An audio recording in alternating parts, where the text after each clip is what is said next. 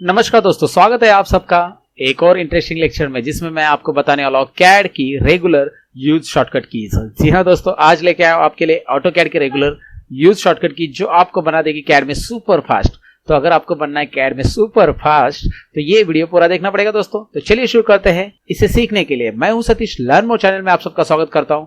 Let's begin to learn this.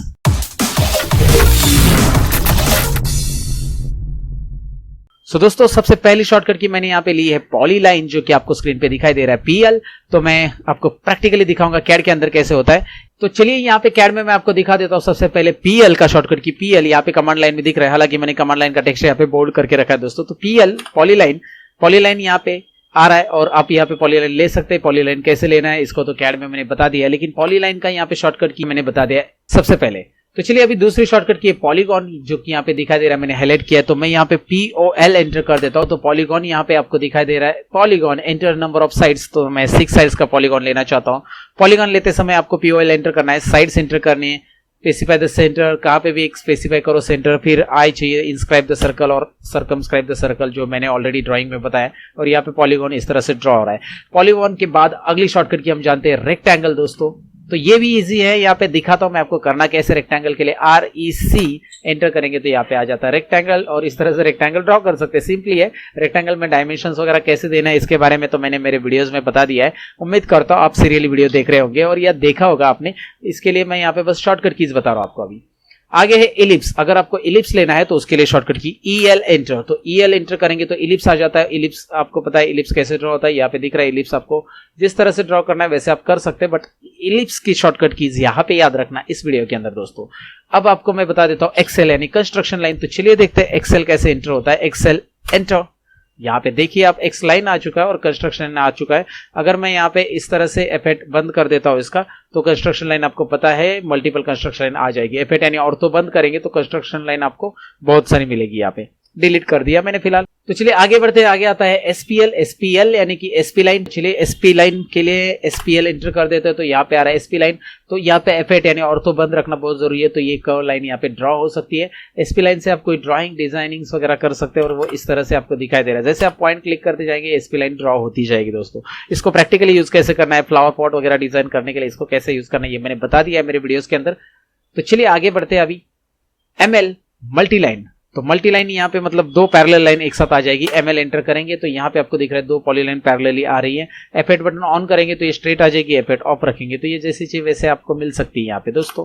तो multi line लेने के लिए कोई मुश्किल नहीं है, बस ML एंटर कीजिए। ये इसका शॉर्टकट की यहाँ पे समझ में आया होगा दोस्तों, उम्मीद करता हूँ। अब आगे बढ़ते हैं। एरे, वाओ एरे इंटरेस्टिंग है। यहाँ पे एरे तो आपको पता है AR एंटर करने से एरे आ जाता है और एरे में दो रहता है, रेक्टेंगुलर एरे और पोलर एरे।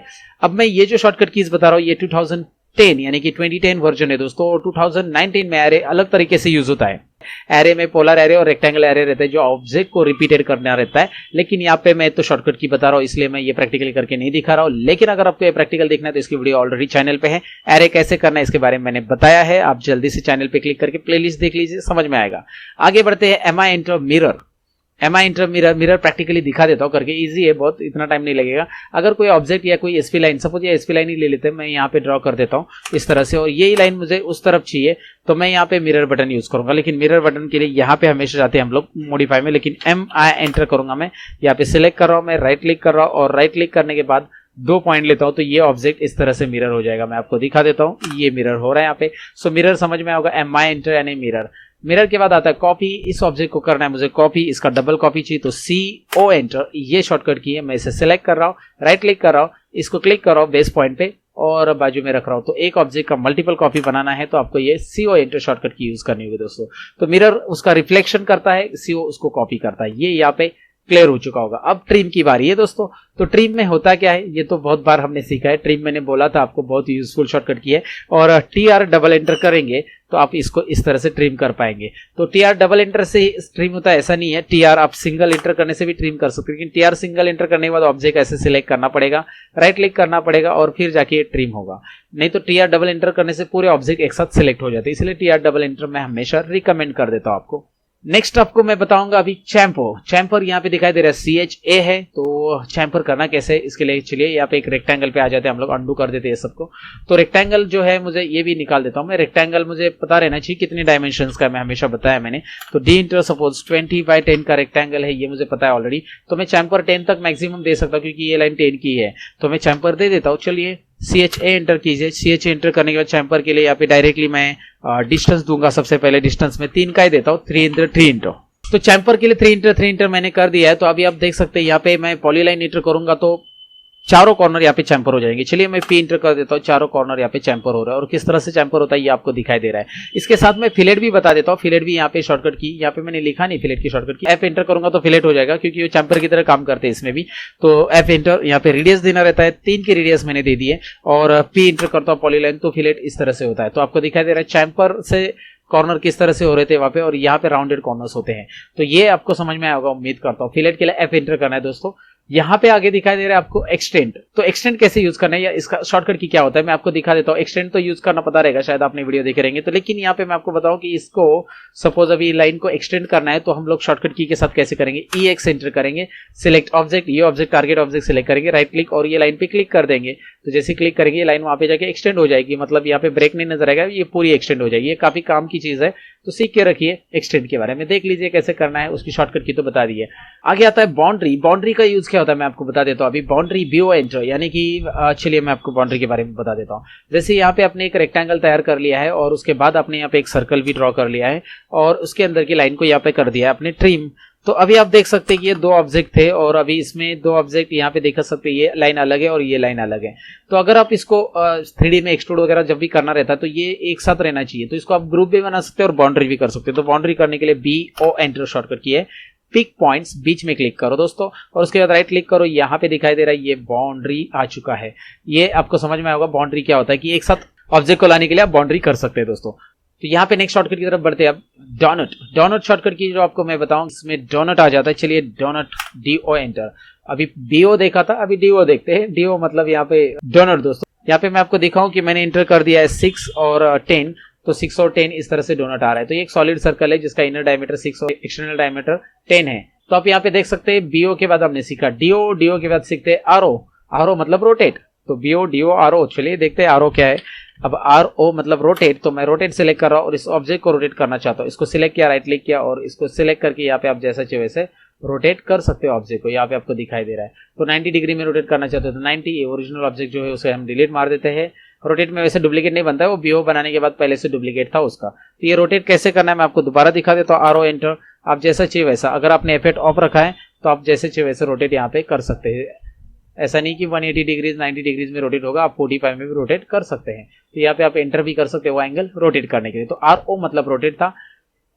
अब PO की बारी है। तो PO मतलब पॉइंट। एक सिंपल ऑब्जेक्ट ड्रॉ करना है या सिंपल पॉइंट चाहिए आपको तो PO करो। ये बस सिंपल पॉइंट आपको चाहिए तो इस तरह से आप पॉइंट ले सकते हैं। PO एंटर करेंगे तो ये PO आ जाता है और बस पॉइंट ड्रॉ होता है। और पॉइंट से कुछ ड्रॉ करना चाहते तो कर सकते हैं, तभी फिलहाल उसकी जरूरत नहीं तो छोड़ दो उसे। चलो ब्रेक देखते हैं अभी हम लोग। ब्रेक मतलब सपोज यहाँ पे रेक्टेंगल ड्रॉ है तो चलिए मैं हमेशा की तरह रेक्टेंगल ड्रॉ कर लेता हूँ। रेक्टेंगल की शॉर्टकट की REC। जी हाँ दोस्तों, REC हमने अभी भी सीखा। मैं इसको ब्रेक करना चाहता हूँ तो मैं यहाँ पे BR एंटर करूंगा और BR एंटर करने के बाद ब्रेक आ जाएगा। सिलेक्ट करूंगा ऑब्जेक्ट को और जहाँ पे भी ब्रेक करना है वहां पे क्लिक कर दूंगा। जैसे आप देखेंगे पहला पॉइंट जहाँ पे क्लिक किया था, दूसरा पॉइंट जहाँ पे क्लिक किया था, उसके बीच में ये ब्रेक हो जाएगा। तो ब्रेक काफी ईजी है। आप देख सकते हैं 2 पॉइंट क्लिक करेंगे वो ब्रेक हो जाएगा। SC स्केल होता है। स्केल मतलब क्या होता है मैं आपको बता देता हूँ। चलो मैंने अंडू कर लिया। ये जो रेक्टेंगल है इसका साइज मुझे कम करना है लेकिन 50% कम करना है तो मैं SC एंटर करूंगा।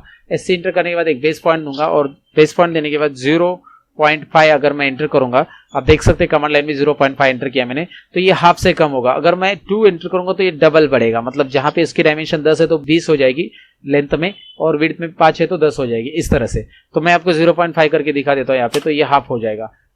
थोड़ा कम करना है तो 0.9, 0.87 ऐसा आप कर सकते हैं। हाफ से कम करना है तो 0.5, उससे ज्यादा कम करना है तो 0.1, बहुत कम हो जाएगा। और डबल करना है तो 1.1 से आगे बढ़ाते जाओ, 2 तक तो डबल हो जाएगा और 1.1 से बढ़ते जाएगा। 1 रखेंगे तो स्केल में कुछ भी चेंज होने वाला नहीं, और स्केल की शॉर्टकट की SC दोस्तों। तो अब आता है ऑब्जेक्ट स्नैप सेटिंग दोस्तों, जिसमें ओ स्नैप एंटर करने के बाद आपको मिल जाता है ES सेटिंग। मैं आपको दिखा दो, OS एंटर करेंगे तो ऑब्जेक्ट स्नैप सेटिंग आ जाती है, जिसमें आप ये पॉइंट को टिक कर सकते हैं, जो कि ये सभी पॉइंट टिक होना बहुत जरूरी रहता है। जैसे आप ऑब्जेक्ट के ऊपर जाते हैं तो ये मार्क आ जाता है पॉइंट का, तो मैं आपको दिखा दूं मार्क कैसा रहता है। ये यहाँ पे सपोज एक ऑब्जेक्ट ऑलरेडी ड्रॉ है और उसके ऊपर दूसरा ऑब्जेक्ट ड्रॉ करने जाएंगे तो एंड पॉइंट आता है, मिड पॉइंट आता है। तो ये सब तभी आता है जब ये ऑप्शंस यहाँ पे चेक है। तो ऑब्जेक्ट स्नैप सेटिंग के लिए ये ऑप्शन चेक होना बहुत जरूरी है और इस सेटिंग को लाने के लिए OS एंटर करेंगे तो आ जाता है दोस्तों। ये शॉर्टकट की है। PR मतलब प्रॉपर्टीज, कोई भी ऑब्जेक्ट की अगर प्रॉपर्टी देखनी तो उस ऑब्जेक्ट को सिलेक्ट करो, PR एंटर करो, उसकी प्रॉपर्टीज आ जाती है और प्रॉपर्टीज विंडो में आप देख सकते हैं इस ऑब्जेक्ट के बारे में डिटेल्स की, ऑब्जेक्ट का लेंथ वगैरह सब कुछ यहाँ पे मिल जाता है आपको, लाइन की साइज, स्टाइल वगैरह एवरीथिंग। सो प्रॉपर्टीज अगर देखनी तो वो, अगर आपको कुछ कैलकुलेशन करना है तो आखिरी शॉर्टकट की भी सीख लो दोस्तों इसमें। तो ये QC शॉर्टकट की है और QC अगर एंटर करेंगे तो कैलकुलेटर मिल जाता है आपको। कोई इंचेस का फीट में कन्वर्ट करना है या कुछ भी कैलकुलेशन करना है यहाँ पे आप देख सकते हैं, तो ये आप यूज कर सकते हैं।